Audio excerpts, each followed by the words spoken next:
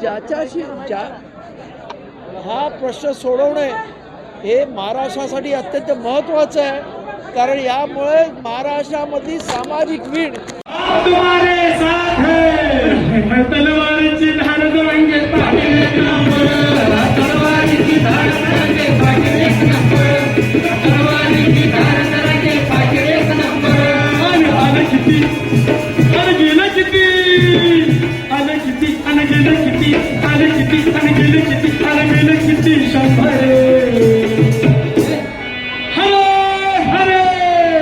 सामाजिक विणेला धक्का बसण्याची शक्यता आहे आणि त्यामुळे हा प्रश्न ताबडतोब सुटला पाहिजे ही आमची म्हणणं आहे.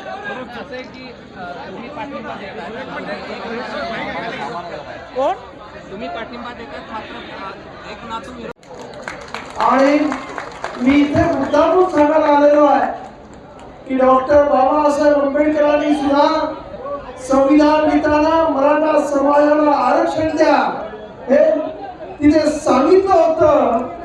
आणि आज या सरकारला या मंचावर मी सांगू इच्छितोय की बाबासाहेबांनी जर या समाजाला आरक्षण देण्याचं मान्य केलं होतं, संविधान निर्मात्यांनी हे मान्य केलं होतं, तर ज्या संविधानाच्या वरती तुम्ही राज्य करताय त्या राज्यकर्त्यांनी सुद्धा बाबासाहेबांच्या इच्छेचा मान ठेवून मराठा समाजाला आरक्षण दिलं पाहिजे ही आमची भूमिका आहे.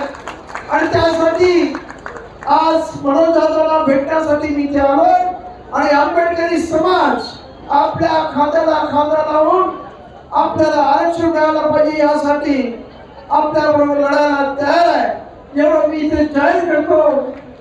धन्यवाद. जय भीम, जय महाराष्ट्र, जय शिवाजी.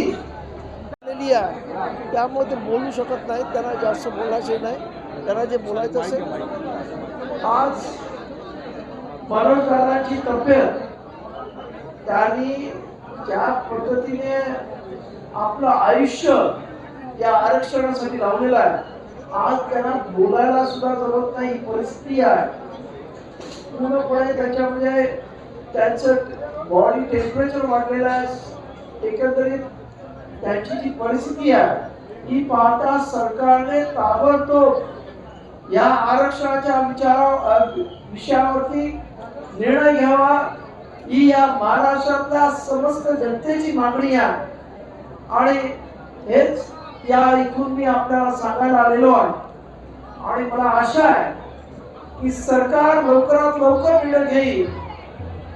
नपेक्षा इथे असणारे सर्वच जे जे बाबासाहेब आंबेडकरांचे मानणारे आहेत, जे बाबासाहेब आंबेडकरांच्या संविधानावरती विश्वास ठेवणारे आहेत, ते सर्वजण हळूहळू रस्त्यावरती येतील आणि ह्या आरक्षणाचा प्रचंड उल्लेख होईल.